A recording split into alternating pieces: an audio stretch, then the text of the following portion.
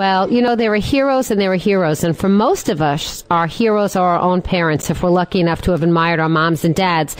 But once in a while, they're not just a hero to us. They're also a hero to people larger than us, people at large, in this case, the United States of America and the native land of Poland. Welcome, Rita Cosby, to the Lisa Wexler Show again. Oh, Lisa, it's wonderful to be back with you. And everybody, first of all, your listeners have to know, not is Lisa just an amazing radio host. You helped me pick, I remember the title of, I think it's my second chapter of my book. Yeah. And when I was practicing, planning this book early on and thinking, gosh, what should I call the title? What should we do? You were so sweet. We just kind of labored over it. I remember us also talking about your book. And it's wonderful to have been on this journey with you, my friend, and to be able to give back to the troops. But I just want to say thank you. What a wonderful friend you are.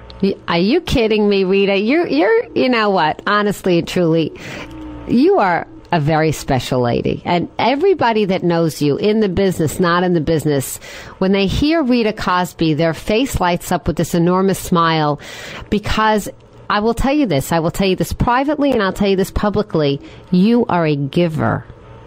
You're a giver. It's what you are. Well, to me, it has been the greatest gift of my life.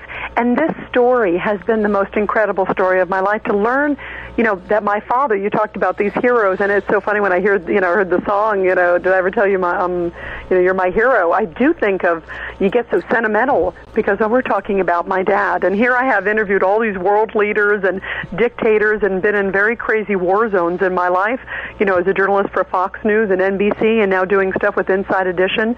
And yet, I was very nervous to call my father and to reconnect with him when I found that old suitcase, 2 years ago. It was probably the most nervous phone call that I've ever made in my life. Well, for those people who don't really know a little bit about the Ark, without giving too much of the story away, tell us a little bit about that journey of Quiet Hero. Well, I had to think back of when my dad was different. And I realized, Lisa, when my father, he became a runner. And now I realize I think he was running away from something his whole life. And I remember when I was 8 years old, we were at a campsite, and he took his shirt off after a big run, drenched in sweat. And I remember looking and thinking as a child, that body doesn't look normal. Those arms don't look normal, those legs, because there were scars all over his bodies and a hole in his arm, too, I remember seeing, and still exist to this day. And I asked my mother, what happened to Dad? And my mother said, your father went through tough times. We don't talk about it. And the door was closed. And then years go by. My father left the family one Christmas. It was a very emotional Christmas. Suddenly he just abandoned the family, very unemotional. And I never got answers until literally it's been about 2 years, the last year and a half, 2 years of my life, as to what really happened to my dad. And not just my dad.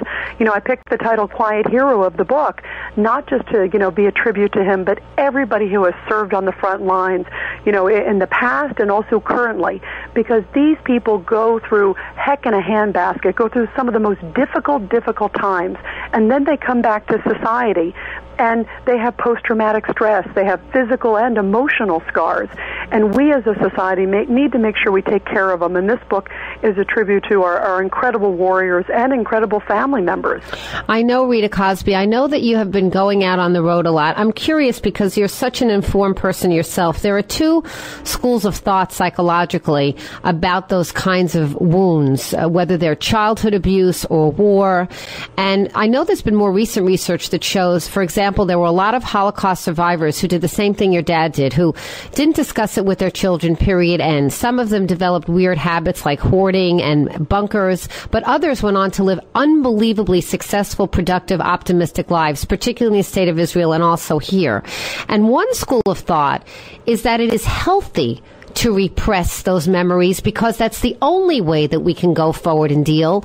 Whereas other people say, no, it's very important to live through it again, talk it through, and that's a better way of healing. I'm wondering, what is it that you've discovered when you've been meeting all these troops and talking to all these educated people? And, it is fascinating because you hit it right on the head, Lisa. And in fact, I've talked to some of the top POW experts in the world have approached me in the last year or two and have come over to me and say, how did you break through? You've done what all our, sessions and medical breakthroughs and all these other things almost have never been able to do. And I think in my case, I broke through with my dad because timing was right. My dad's 85. He was finally ready to share this story 85. Before it's too late. And I think he started sensing his own mortality. And also, I think I was ready, Lisa. I think if I had gone as a child, my father said I couldn't share it with you when you were younger. It was too painful to share with the child. And now I think you're old enough to appreciate it. And when I found out also, I went with a loving touch to my dad because, again, my father left the family when I was younger. My father watched me grow up on television like everybody else. And so my father, I think felt it wasn't threatening when I came and approached him. I didn't come and say, hey, why did you leave us? Why did you do these things wrong? What's wrong with you emotionally? I said, Dad, I know you obviously went through something terrible. Let's talk about it. And I want to know. I want to know who you are, and I want to know who I am. And it's funny, the POW experts, they say there are cases where, yes, it's too painful and it's better not to sort of open those wounds. But they also say that the families that succeed, because it's not just our troops, it's their families. Because if they come back and they're a shell of a person, whether it's a man or a woman fighting on the front lines, and then imagine they go through hell over there in Iraq and Afghanistan, and then they come back, and now they're thrown back into regular life in America. It's quite a different world. And you're thinking about what they saw, losing their comrades, all these things. And they come back. And so he also said the families that succeed and actually have a relationship, the daughters and sons and wives and husbands of these people, are the ones who get them to talk.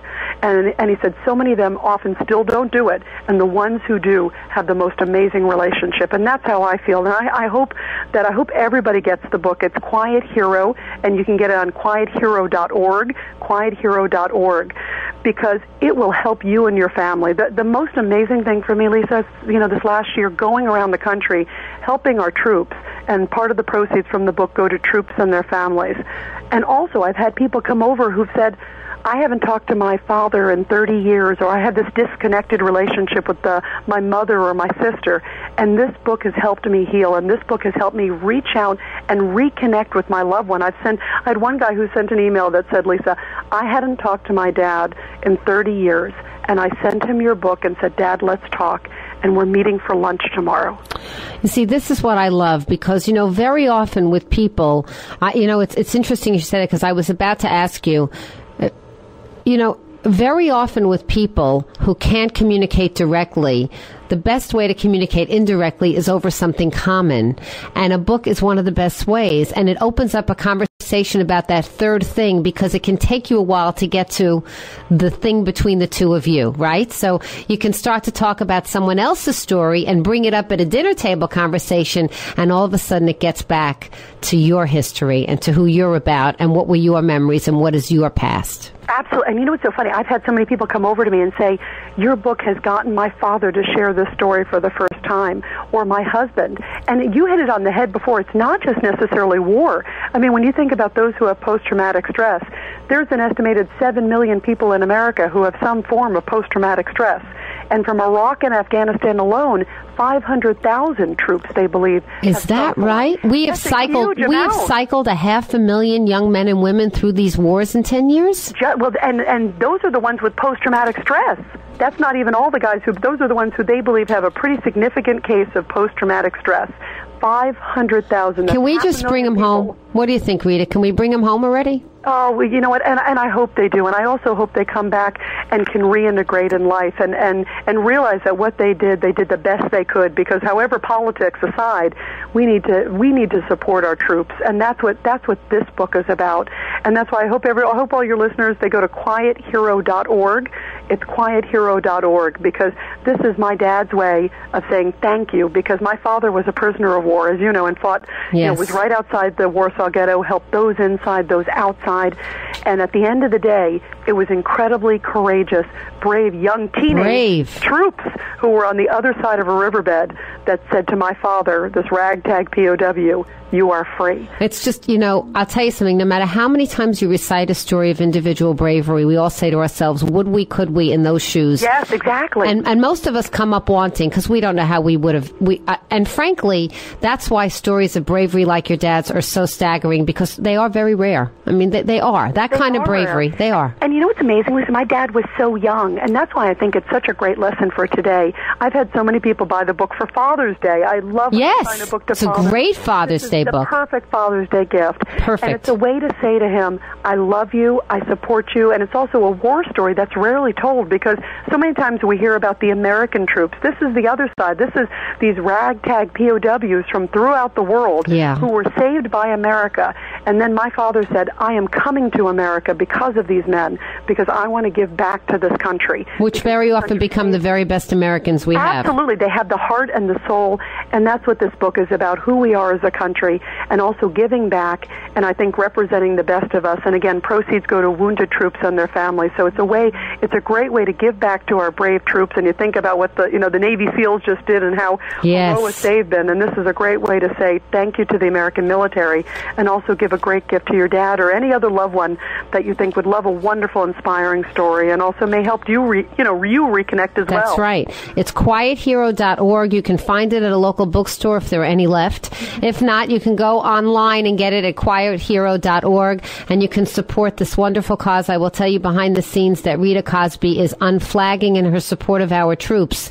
Really, if you do it for no other reason than as a sideways way of devoting some more money to helping our troops, you have no idea how many volunteer efforts Rita does in front of. She's on the Intrepid. She's on all these military ships. Every time I turn around, Rita is entertaining the troops. And for that, Rita, we do all thank you. Oh, it's been my greatest gift, and to be able to give back, to me, is the greatest gift of all. And it's a joy to always be with you, Lisa. Me too, and it's a fantastic book, so go get the book. Thanks, Rita. Thank you, Lisa.